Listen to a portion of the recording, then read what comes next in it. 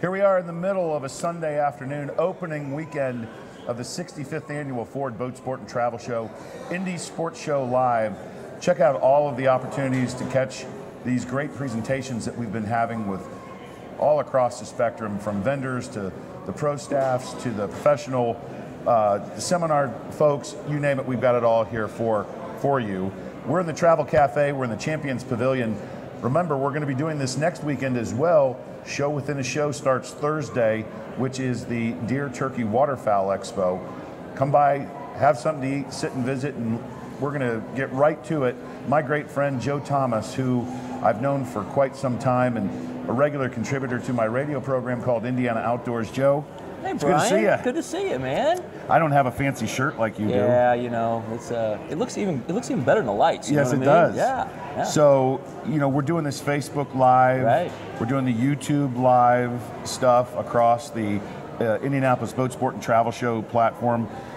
You of all people have been mentioned on this couch by your fellow peers across the spectrum. I hope in a good way. All in a good way. Yeah. About, you understand the business, you understand the media, you understand social media. You've got a big presence, 25,000 people across Instagram, Twitter, Facebook, YouTube, you name it. Well, you know, that it's become such an important part of what we do. You know, our main thing with Outdoor Channel is TV and the linear assets, but you know, you always try to, you know, you want to build the popularity of your shows and of you personally, so this is a great way to do it. I think this is one of the coolest things that I mean, I've been doing this show, I hate to admit it, but I've been doing it for 25 plus years, and it was one of the first sports shows that anyone ever booked me to speak at, and I've watched this show just evolve and grow, and you know, and then to come here and have this week is it's amazing with the lights and the cameras and going truly out the live lights streaming. and the cameras, Yeah. you know, with the TVs, and people can come and actually hear Joe Thomas talk and share a little bit of his story. Right. Consistently, people have said one of the hardest working guys in the industry.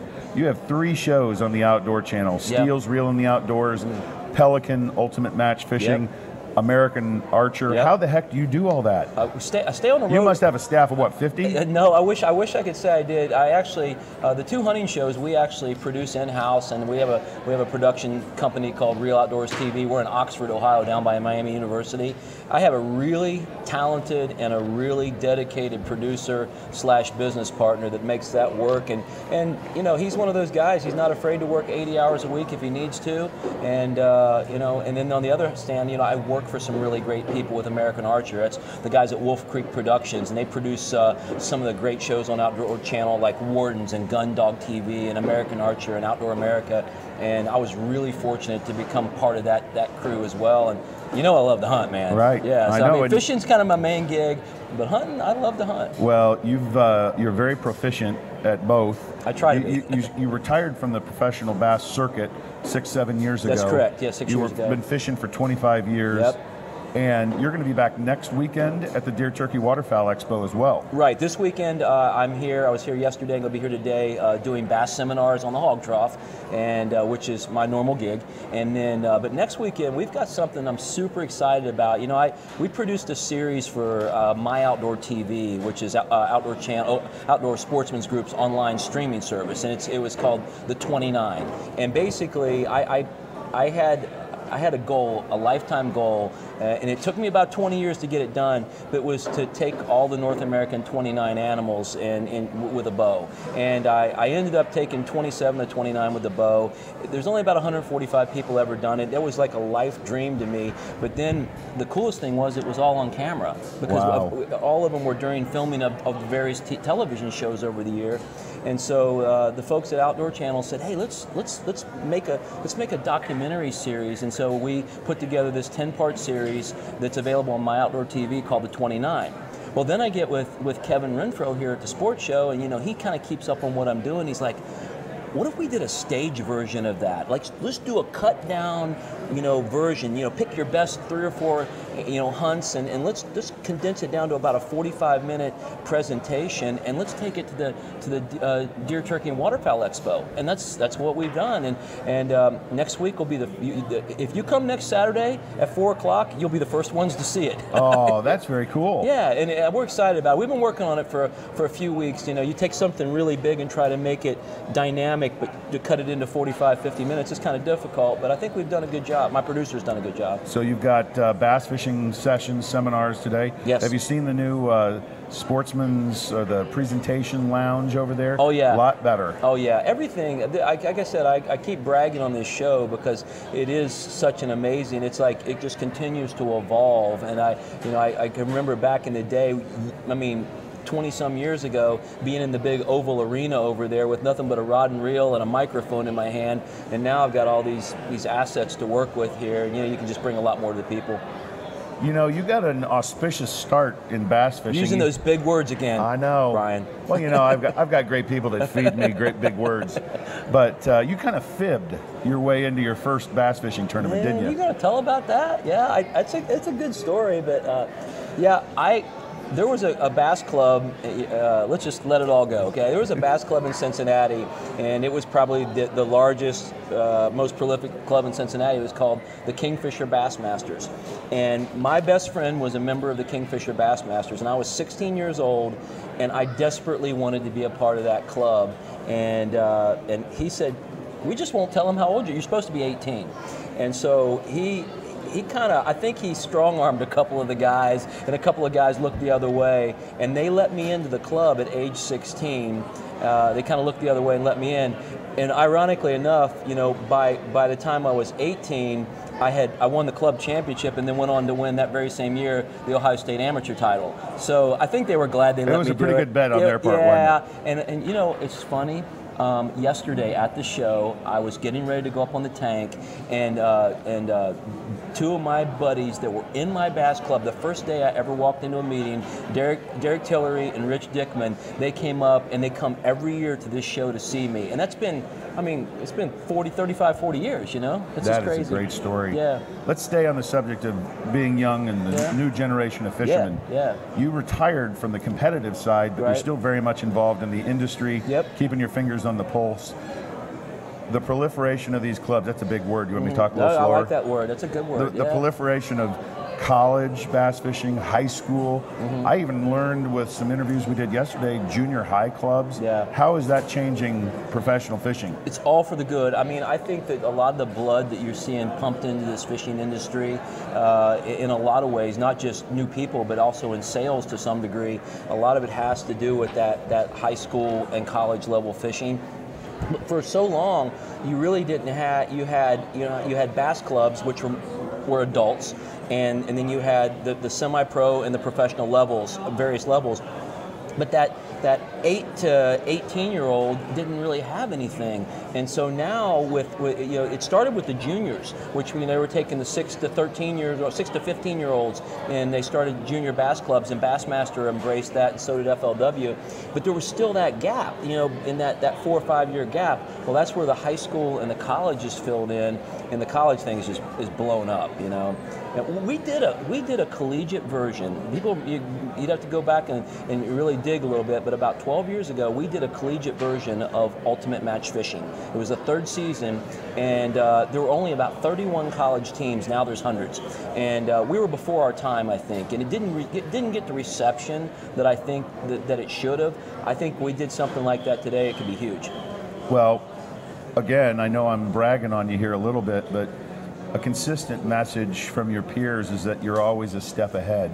You're always, this idea of, for those that don't know, what is Ultimate Match Fishing? Yeah, because that truly has blown up. Yeah, Ultimate Match Fishing, it's hard. We blinked and it's been on the air for 14 years. But it's basically the unique thing about Ultimate Match Fishing is you've got anglers from the Bassmaster circuit, anglers from the FLW tour, and they compete head to head. Well, now you have the new circuit, the Bass Pro League. I'm sure we're going to use anglers from that as well. The bottom line, I want the best fishermen in the boats, and we have a referee and a line down the middle of the boat, and if I told you much more, I'd have to shoot you. I want them to watch, what I mean? But the new episodes start in July. Awesome. And it's exciting to watch, yeah. So now that you have an opportunity to be on the other side, watching, hosting your shows, creating an environment of competition that you hope to have, what are some of the mistakes that you see bass fishermen make over and over and over again? And if only you could say, stop doing that. in my seminars, I tell people, I said, you know, one of the biggest things that the average angler does, you know, obviously not the professional angler, but the average angler that goes out bass fishing, they're always looking for a magic bullet. You know what I mean? They're always looking for that one lure or that one color that's going to get the job done. And I see a lot of them that they fish, I say this in every seminar, don't fish more in your tackle box than you do in the water. You know what I mean? You know, you should have a couple baits that you feel proficient with, and based on the general conditions, if you use those baits and you move around and you try to fish the right type of stuff, those baits will work.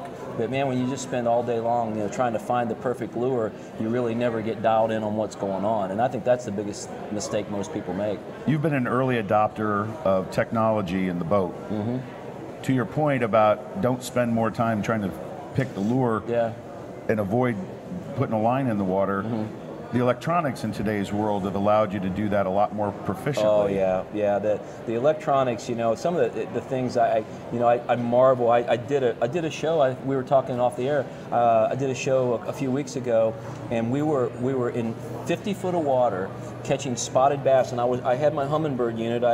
It's a Helix 12, and I'm able to see with the down image and the sonar. I could literally see my lure on the bottom, and I could see the fish on the bottom, and I would know when a fish would. I knew before they were going to bite because they would come up off the bottom, and it was pretty intricate. Thank goodness the guy I was with was a real expert at it. But I learned so much that day, you know. And electronics is allowing the fishermen now to get offshore and be able to explore places that they would have never even tried before. I mean, there's a lot of places, you know, that are off the bank and off the beaten path that still haven't been found yet. You know?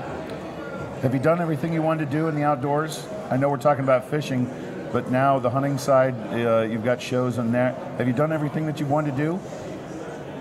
I'm getting close. You know, you know, everybody's got a bucket list, and mine was just like mountainous. And the more I do, the more it seems like that I want to do. But you do kind of reach a point where you start to circle back on things that you really love to do. I mean, there's certain, you know, elk hunting for me and moose hunting are the two things, if I could go do them every year, it never gets old to me to be able to call those big animals in, and I get really excited about that. And I've really tried to start really researching and trying to be able to do an elk or a moose hunt every other year because I really enjoy it. And I'm circling back. I'm going to places that I went to Greenland about 6 years ago, and I hunted muskox, and I'm going to go back this year.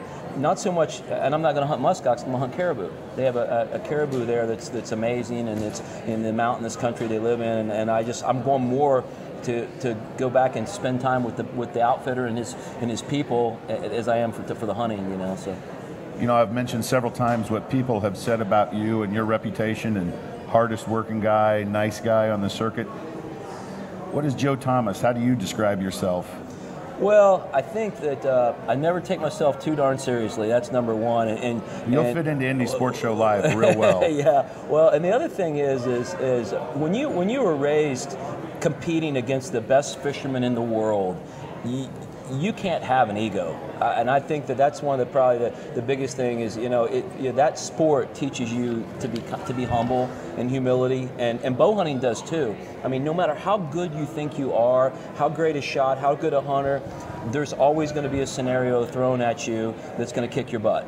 And fishing and hunting continues. I try to get better at it, but I know that, you know, every day's different, and you got to be able to put that behind you. So I guess if anything, it's just I've really tried to just, you know, remain humble, and just, you know, I'm blessed to do what I do for a living, and I love what I do, and try not to look backward too much. I kind of like to keep looking forward.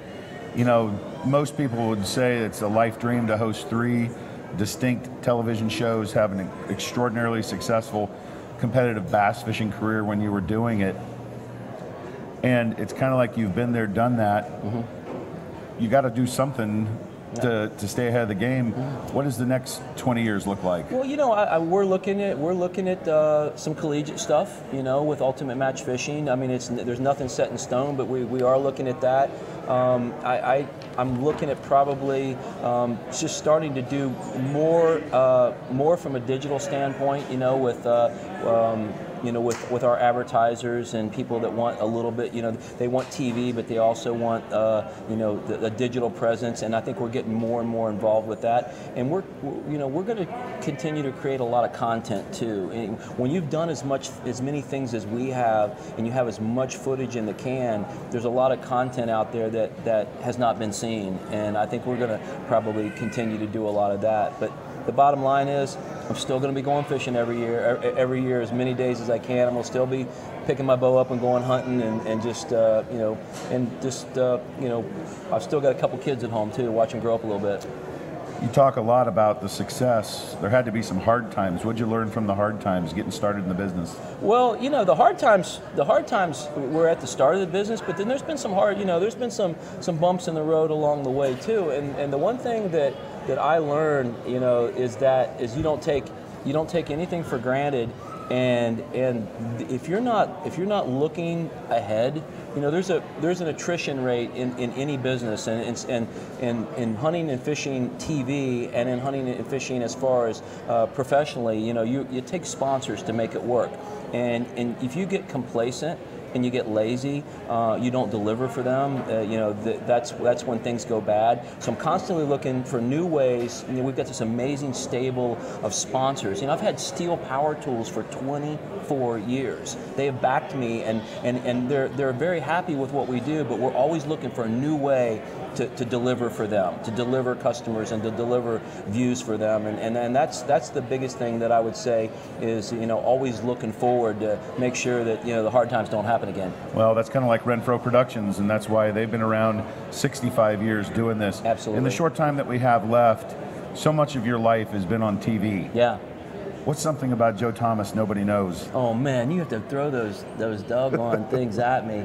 You juggle, no. Amateur cook, what do you got? I've got a 35-pound brown standard poodle that sleeps in the bed with me every night. It was my daughter. We bought it for my daughter 2 years ago. It's the funniest thing, and I raised bird dogs when I was growing up, but I'm one of those guys, the dog belonged in the kennel, you know what I mean? And we get this standard poodle, and it's my daughter's dog, but it is chosen, it's going to sleep with me every darn night. You can kick it out of bed 50 times, and finally I just said, you know what, we're buddies. So that's, I just confess live, You never know what's going to happen here at the Indy Sports Show Live. Joe Thomas, truly one of the nicest, hardest working in the outdoor world. We now know that he has a poodle. Yeah. I never thought I'd hear that. Standard poodle. Standard poodle. It's a big one. It could retrieve a duck if you needed it to. Do you paint his nails? I do not paint his nails. My daughter might, but yeah. Folks, we're having such a great time. Hopefully you're going to make your way out to the 65th Annual Ford Boat Sport and Travel Show. Come by the Travel Cafe. We're in the Champions Pavilion. Come up and say hello to great people like Joe Thomas. He's going to be at the doing seminars later on bass fishing. Next weekend he's coming back for the Deer Turkey Waterfowl Expo, and you heard him say you're not going to want to miss his on-stage presentation next week. First time anybody's going to be able to see it. I am the host of Indy Sports Show Live, Brian Pointer. We're getting ready for the next one. Stay tuned.